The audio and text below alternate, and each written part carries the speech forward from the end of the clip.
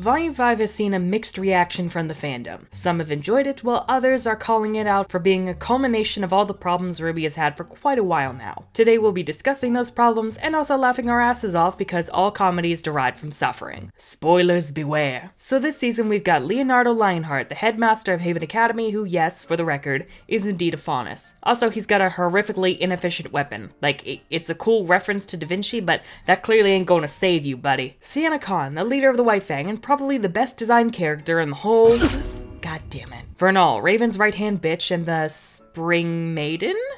I don't know, guys, something ain't right here. Her weapons are really fucking cool, though. And Yuma and Triva, also known as Discount Batman and Discount Spider-Girl.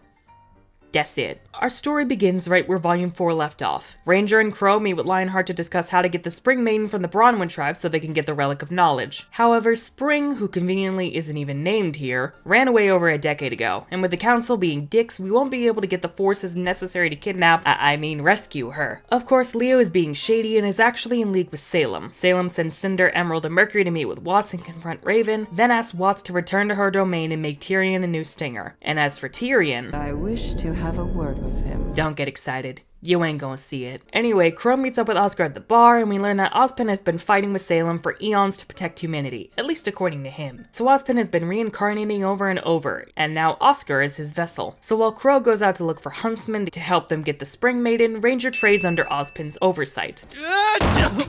They all got a long way to go. Oscar is super stressed from all of this, but when Ruby shares her losing Pyrrha and Penny during the fall of Beacon, it helps encourage Oscar to keep moving forward. Oh my god, my fucking heart. But as Crow goes out, he finds that all the huntsmen have been mysteriously killed off, leaving Haven and the relic virtually defenseless. Gee, I wonder how this could have happened. Meanwhile, Weiss is still heading with Pilot Boy to Mistral via airship until... Not the bees!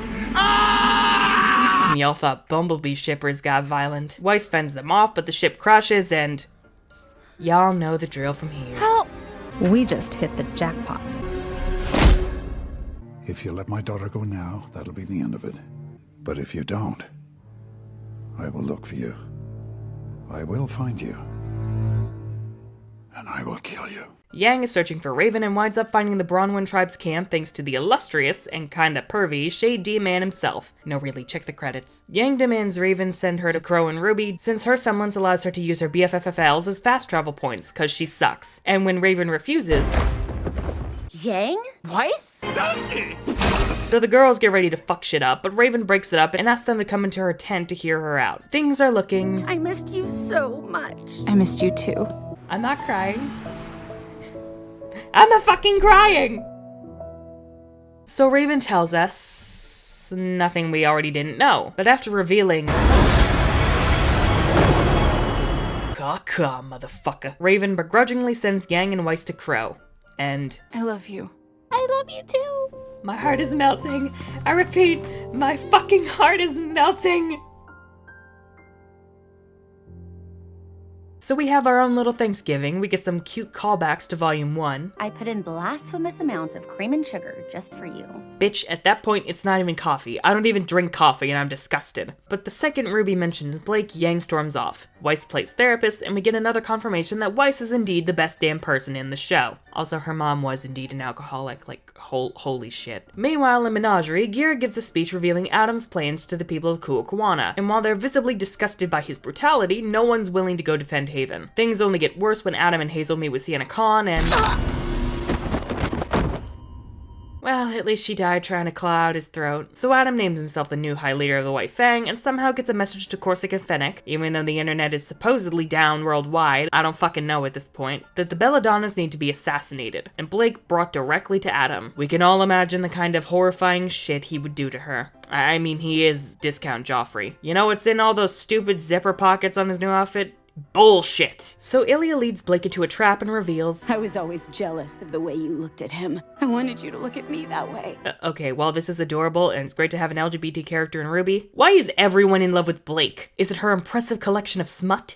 It's the cat ears, isn't it? Anyway, Ilya and the Discount superhero crew go to kill Gira and Kali, but Sun steps in to save Blake. Blake takes on Ilya, and Blake finally gets through to her that violence is not the answer. Fennec gets a Wile E. Coyote death... And the day is saved. Ilya joins the Faunus army as we get ready to go save Haven Academy, and I think I know a ship captain who owes us a favor. how dare they not bring Ship Captain back for the finale? How dare! Cinder and the rest of the asshole parade meet with Raven, and they hammer out a deal. Raven and Vernal will join them in taking out Crow and the other students the night of the full moon. The same night, the White Fang will arrive to destroy Haven Academy. Once they get the relic, Raven and Vernal will be left alone. Of course, Raven knows better. Salem only uses people until they are no longer useful. The fuck is this line? And she and Vernal decide to nab the relic for themselves and run off cause they're idiots. So the night of the full moon, Crow and Co. did not mean to make that rhyme, but oh well, head to Haven as per Lionheart's request. Only for the asshole parade to launch their attack. Jean can't contain his anger for Cinder playing right into her hands. Who are you again? Oh, that's it. Break her fucking face, Jean! But shit gets cray and Weiss ends up.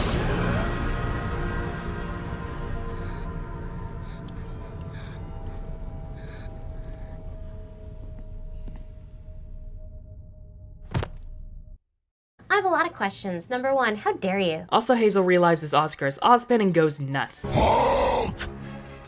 Smash! And while the chaos ensues, Cinder, Raven, and Vernal head down into the vault. Thankfully, Jean's been so fucking traumatized, he's managed to unlock his semblance. I require healing. Now. I don't even play Overwatch, and I'm already sick of this meme. But Weiss gets back on her feet and is ready to fuck shit up. Meanwhile, Blake and her army arrive, have defused all the White Fang's bombs, and are ready to fuck all 9 of them up. Seriously, Adam, where are the rest of your troops? Adam runs off like the little bitch she is, Ilya finds a possible girlfriend, and Blake is here to help the gang out while Yang heads down to the vault. So down there, we learn that the maiden has to touch the door for it to unlock. However, Cinder freezes Raven and seizes the opportunity to... Oh, ew, she's part Knucklevi. Get it away from me! She tries to take the spring powers for herself, only for it to be revealed that... Vernal isn't the Spring Maiden. I am! What the fuck? So the battle of the bitches ensues, and thanks to Vernal, Raven manages to take Cinder down. And so we relive that one RWBY chibi skit. Stop laughing and help me! As Cinder... maybe dies? I don't know, this show does weird shit. So Raven opens the door, Yang calls her out on all her bullshit, and Raven cries and flaps the fuck off. Yang takes the relic, and the good guys have won. Oh, also Leo tries to escape, but Salem is like, nah, bitch, and... Coward. No shit, Sherlock. But the villains have run off, Haven and the Relic of Knowledge have been saved, and Team RWBY is all together again. But ain't no time to rest, cause now it's time for a road trip to Atlas! Weiss is gonna be so damn happy to hear this. Oh, also Raven and Ty maybe have makeup sex? I guess?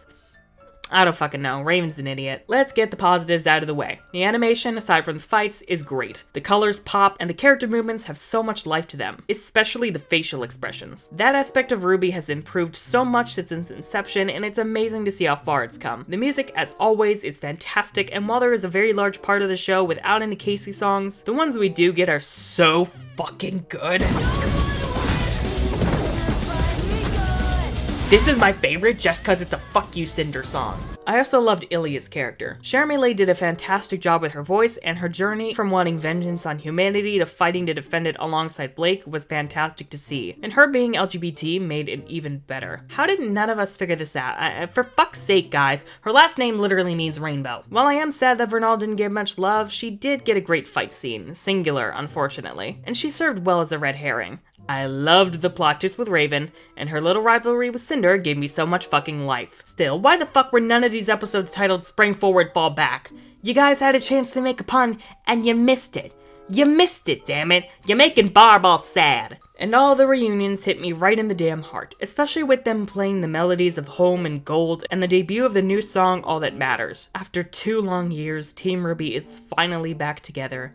And also no more juggling 15 plots at once, God bless. My main issue here is that Team RWBY didn't get to fight all together like we saw in the opening, and that makes me sad. And speaking of the fight scenes, oh boy. This is the Goliath in the room, and my god. See, I can't speak for anyone else, but for me, I felt this volume was marketed as an action-packed adventure, especially with the new kick-ass opening, along with 2 of the 3 character trailers containing really damn good fights. Then we got the Weiss fight with the Lancers in Chapter 2, which I also loved, and the Yang Bandit fight in Chapter 4, which I adored. But after that... See, most of the fights were kept to the last 4 episodes for the Fall of Haven, and as such, It's a clusterfuck. I do love the idea of the heroes and villains clashing at full force, and certain parts like Weiss vs. Vernal, and especially Raven and Cinder's 90s anime style battle of the bitches were amazing to watch, minus the teleporting here and there. But then you get the other fights with really slow momentum, and fights we cut away from like the long-awaited Yang and Mercury rematch, which, my god, they really fucked up. Don't even get me started on Ruby and Emerald. That wasn't even a fight. It was just Ruby spinning her horrifically inefficient scythe. I touch on this more in my top 5 worst things in Volume 5 video, and I've discussed a way to fix it in my top 5 hopes for Volume 6 video. So I won't rehash it here, but basically, animate your fights before putting in the camera and stop cutting away from the damn fights. Let me see checkmate, damn it. But for the record, Nora is perfect, and I adore her. God, I love her! There's also issues of way too much exposition, especially in the Raven conversation in Chapter 6. And why isn't Ruby doing anything? She never asks about her silver eye, she doesn't confront Ozpin about whether he's telling them the truth, and she didn't even get to confront Cinder, who's been wanting to kill her since that Silver Eyes Ex Machina thing in the Volume 3 finale. He has Ruby. He certainly does. Bitch, you ignored Ruby the entire damn time. Then there's Yuma and Trifa doing nothing. Such a waste of characters, especially Yuma. Well, at least we have more Kali moments. Get out of my house!